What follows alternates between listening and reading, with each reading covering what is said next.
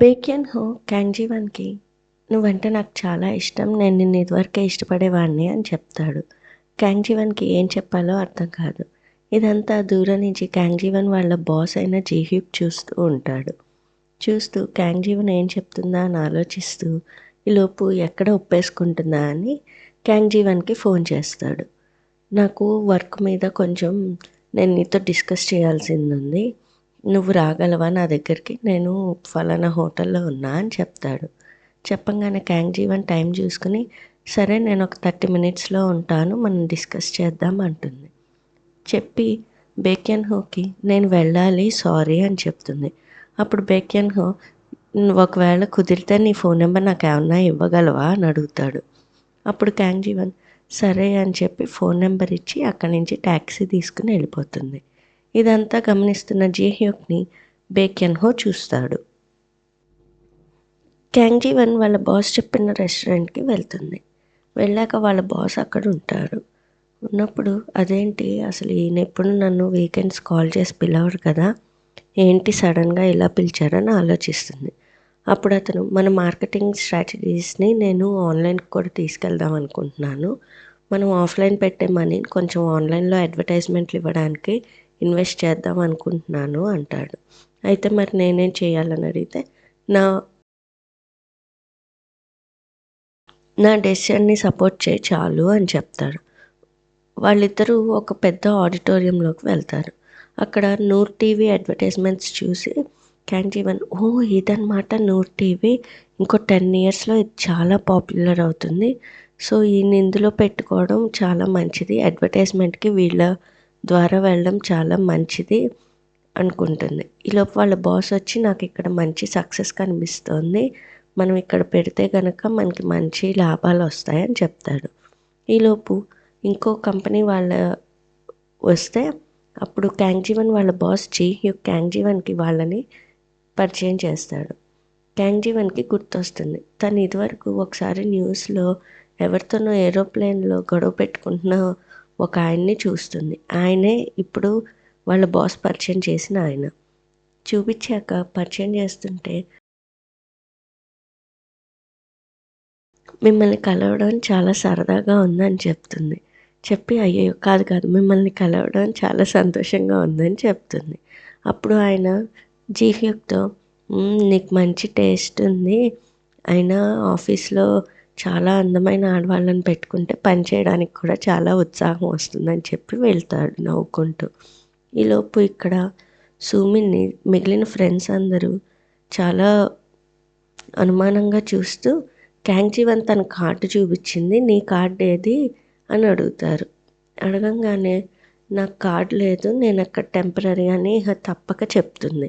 చెప్తే అప్పుడు వాళ్ళు నువ్వే టెంపరరీ అయినప్పుడు తనకి నువ్వే సజెస్ట్ చేసావని ఎందుకు అబద్ధం చెప్పావు, పైగా మాకు వేరే కంపెనీల్లో ఎలా ఇంటర్వ్యూలు ఇవ్వాలి, ఎలా సమాధానాలు చెప్పాలి, ఇవన్నీ సలహాలు ఎందుకు ఇచ్చావు, అసలు నీవన్నీ తను లాగేసుకుంటుందని ఎందుకు చెప్పావు, నిజానికి చూస్తే నువ్వే తనవన్నీ లాగేసుకుంటున్నట్టు కనిపిస్తోంది, అయినా తన దగ్గర అన్నీ కాపీ కొట్టినవి లేదా పాత రకంవి ఉంటాయని చెప్పావు, అలాంటివి నువ్వే తనకి గిఫ్ట్ ఇచ్చావని తను మాకు ఇందాకే చూపించింది అనగానే సూమిన్కి చాలా కోపం వస్తుంది.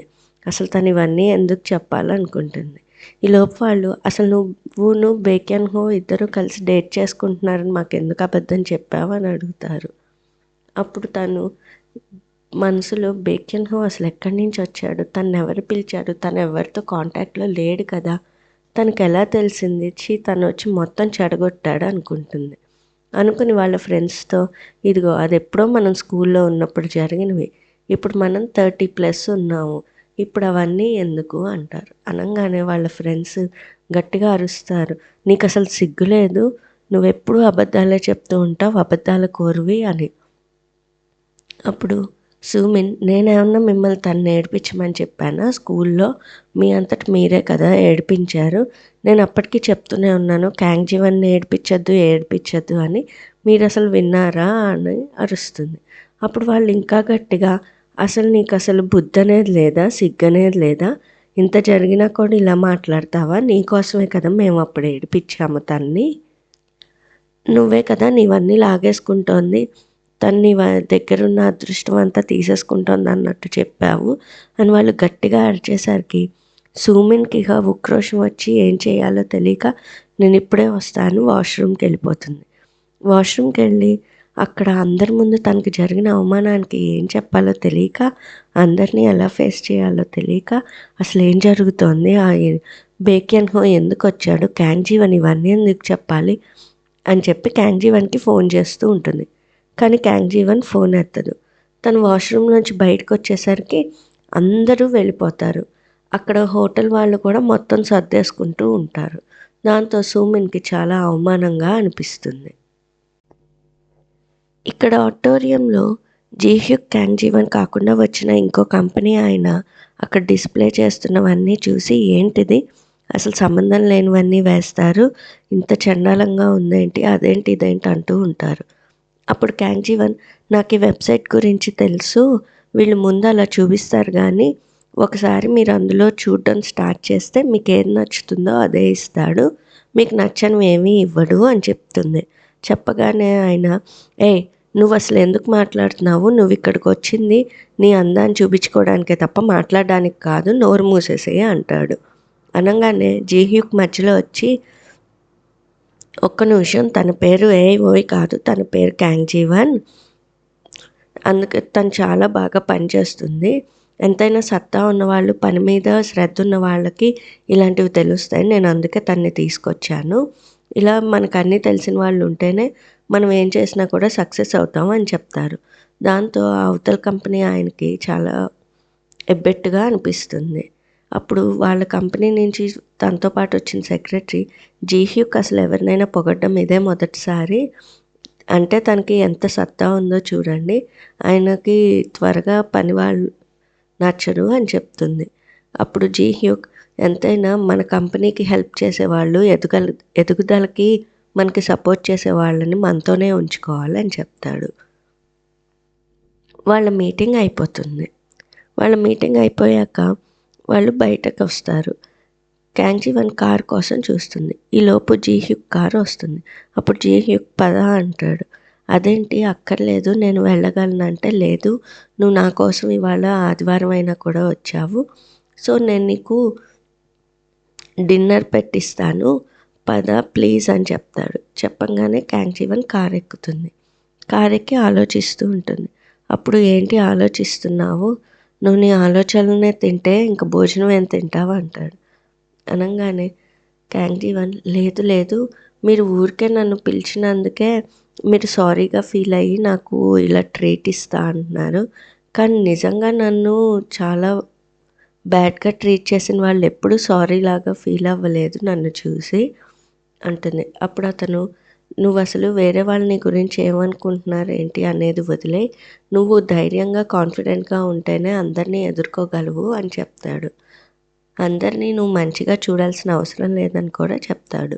అప్పుడు క్యాంగ్ జీవన్ అవును, నన్ను చూసి బాధ పెట్టే వాళ్ళని నేను ఎప్పుడూ ఇంకా మామూలుగా మాట్లాడను, నేను అందరినీ ఏం క్షమించి మాట్లాడను, ఇంక నుంచి ఎవరిని ఎలా ఉంచాలో అలా ఉంచాలి అంటుంది. ఈలోపు మిన్హ్యూక్ వాళ్ళ ఫ్రెండ్ ఇద్దరు కారులో ఇంటికి వస్తూ ఉంటారు. అప్పుడు మిన్హ్యూక్ వాళ్ళ ఫ్రెండ్తో ఏం చెప్పావు నువ్వు, ట్రెక్కింగ్కి వెళ్ళినప్పుడు కొంతమంది అమ్మాయిలను ఎలాగోలా తీసుకొస్తా అని చెప్పావు కదా, ఏమీ చేయలేదు నువ్వు అంటాడు. అప్పుడు అతని ఫ్రెండ్ అదేంటి, నువ్వు నీ గర్ల్ ఫ్రెండ్నే తీసుకురావచ్చు కదా, నీ గర్ల్ ఫ్రెండ్ నేను పట్టించుకోకపోతే నేనేం చేయను అని చెప్తాడు. అప్పుడు మిన్హ్యూక్ అదేంటి నీ భార్య కూడా అంతే కదా, నీ భార్య ఉన్న తక్కువ అంటాడు. అనగానే నా భార్య నాకు ఎప్పుడు ఫోన్ చేస్తూ ఉంటుంది, నేను ఇంట్లోంచి బయటకు వెళ్ళగానే 5 నిమిషాలకే ఫోన్ చేస్తుంది, ఏమండి ఏం చేస్తున్నారు, ఏం తిన్నారని, నాకు ఇవాళ రోజంతా ఫోన్ చేస్తూనే ఉంది, తిన్నారా, ఏమన్నా చేశారా, ఎలా ఉన్నారు ఏంటి అని, నీ గర్ల్ ఫ్రెండ్ లాగా కాదు అని చెప్తాడు. చెప్పి నాకెందుకో నీ గర్ల్ ఫ్రెండ్ కొంచెం నేను మోసం చేస్తుంది అనిపిస్తోంది అంటాడు. అనగానే మిన్హ్యూక్ తనకు అంత సీన్ లేదు, తనేం అలా పడేసే రకం కాదు, తను చాలా బోరింగ్, తనకంత సినిమా లేదని చెప్తాడు. అప్పుడు తన ఫ్రెండ్ ఏమో చూసుకో, తను నిన్ను మోసం చేసి ఇంకోళ్ళని ట్రై చేస్తుందేమో అని నా ఉద్దేశం అని చెప్తాడు. క్యాంగ్ జీవన్ జీహ్యూక్ మాట్లాడుకుంటూ ఉంటారు. జీ హ్యూక్ నువ్వు నీ ఎనర్జీని అందరి మీద అలా వేస్ట్ చేసుకోకు అని చెప్తాడు. చెప్పినప్పుడు క్యాంగ్ జీవన్ అవును, ఇంక నుంచి నన్ను బ్యాడ్గా ట్రీట్ చేసే వాళ్ళ మీద నా ఎనర్జీ వేస్ట్ చేయడం మానేసి మంచి వాళ్ళ మీదే ఆ ఎనర్జీ అంతా యూజ్ చేస్తాను. నేను అందరినీ బాగా జడ్జ్ చేయగలను అనుకునేదాన్ని, కానీ నాకు అది రాదని చెప్పి ఈ మధ్య తెలిసింది. నేను బ్యాడ్ వాళ్ళని కూడా చూసి బ్యాడ్ అని జడ్జ్ చేయలేను అంటుంది. అప్పుడు జీహ్యూక్ నా గురించి నీ ఉద్దేశం ఏంటి అంటాడు. అనగానే మంచివాళ్ళు అని చెప్తుంది. పర్లేదు, అయితే నువ్వు అవతల మనిషిని బాగానే అంచనా వేయగలవు అని చెప్తాడు. అప్పుడు ఈలోపు క్యాంగ్ జీవన్కి సూమిన్ ఫోన్ చేస్తుంది. సూమిన్ ఫోన్ చేస్తుంది. తను కట్ చేస్తుంది.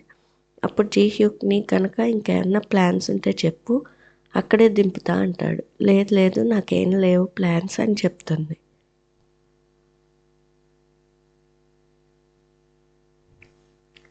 ఈలోపు క్యాంగ్ జీవన్కి ఒక మెసేజ్ వస్తుంది. నేను కొన్ని రోజులు ఆగుదాం అనుకున్నా కానీ నేను ఆగలేక మెసేజ్ చేస్తున్నా అని. అది చూసి క్యాంగ్ జీవన్ నవ్వుకుంటుంది. అప్పుడు జీహ్యూక్ ఏంటి ఎవరైనా ఏమన్నా జోక్ పంపించారా అని అడుగుతారు. లేదు, నా పాత ఫ్రెండ్ మెసేజ్ చేశారు, ఇన్నేళ్ల తర్వాత స్కూల్ రీయూనియన్లో కలిసాము, ఇవాళ నెంబర్స్ ఎక్స్చేంజ్ చేసుకున్నాము అని చెప్తుంది. చెప్పి అతను నా ఫస్ట్ లవ్, నాకు అతను అంటే చాలా ఇష్టం ఉండేది అని చెప్తుంది.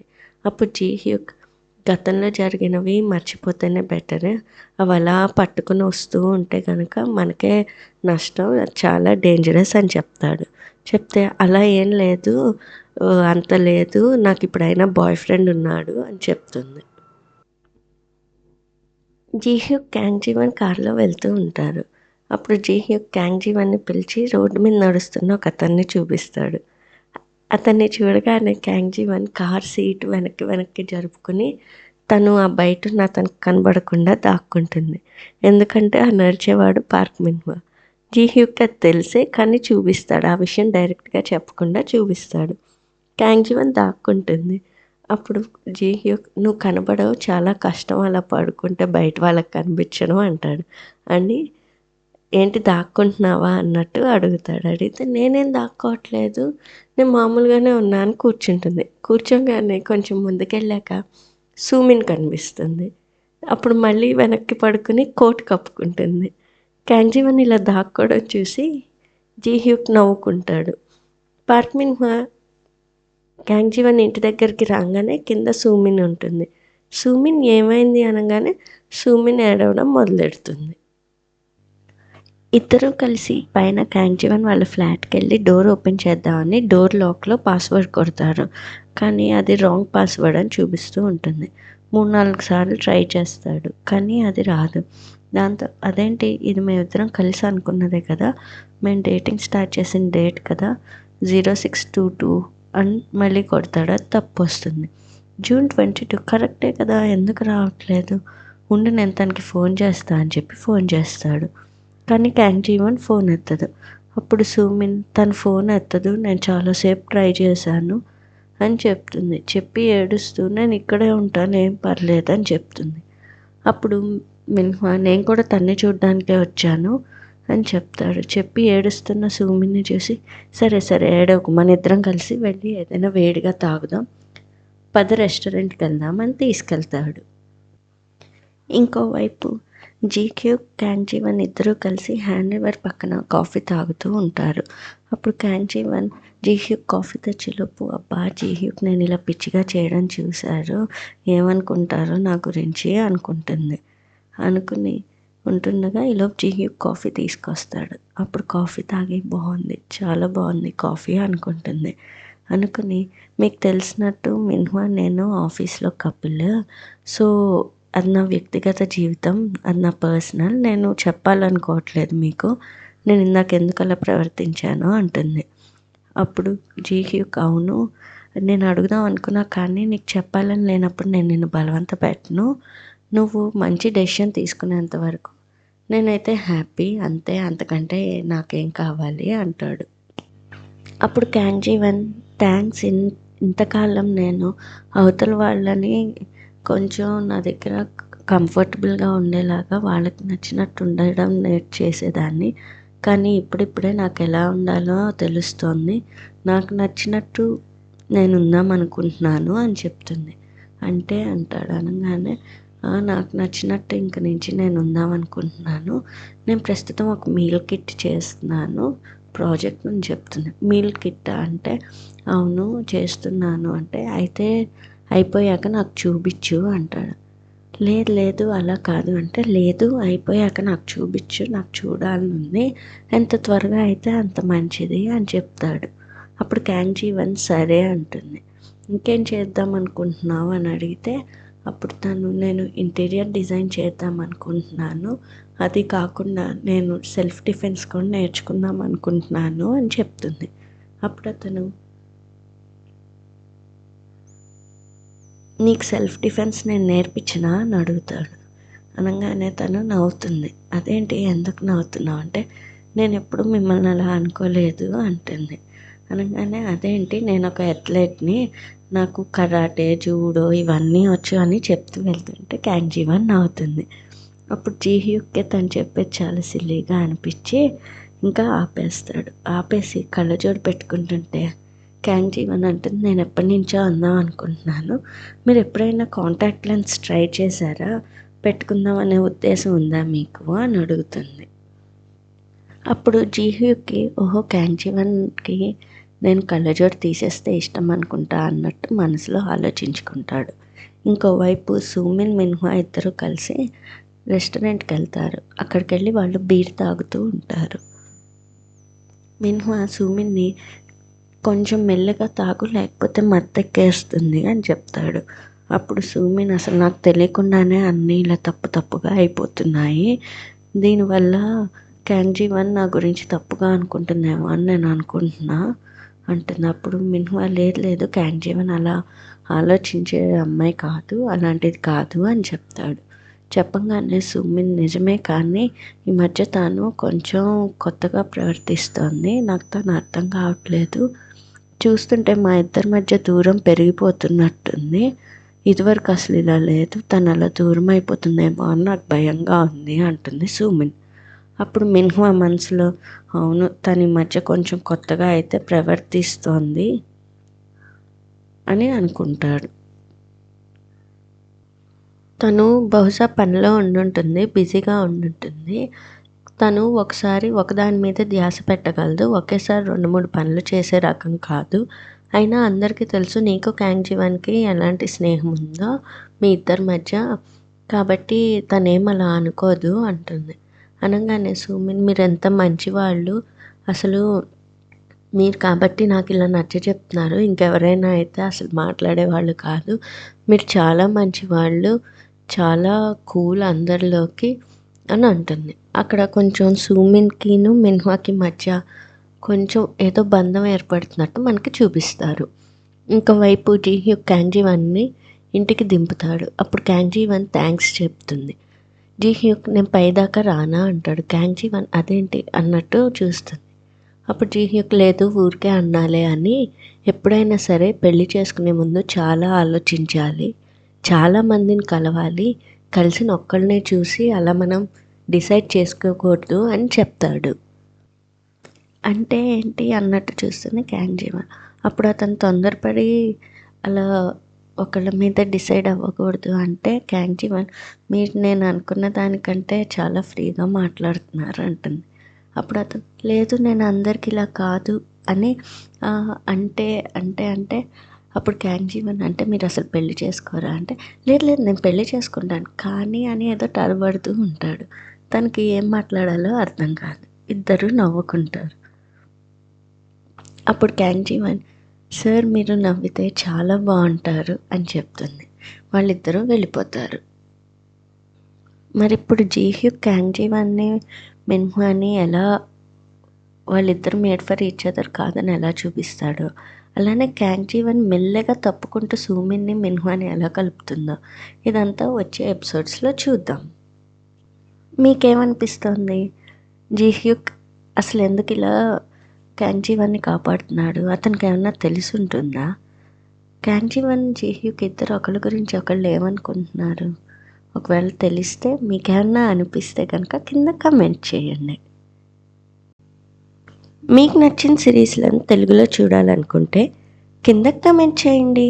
ఈ సిరీస్ కనుక మీకు నచ్చినట్టయితే లైక్ అండ్ షేర్ చేయండి. అలాగే మరెన్నో పాపులర్ సిరీస్లను తెలుగులో చూడాలనుకుంటే ఇలాంటి మరెన్నో వీడియోస్ కోసం మా ఛానల్ని సబ్స్క్రైబ్ చేసుకోండి.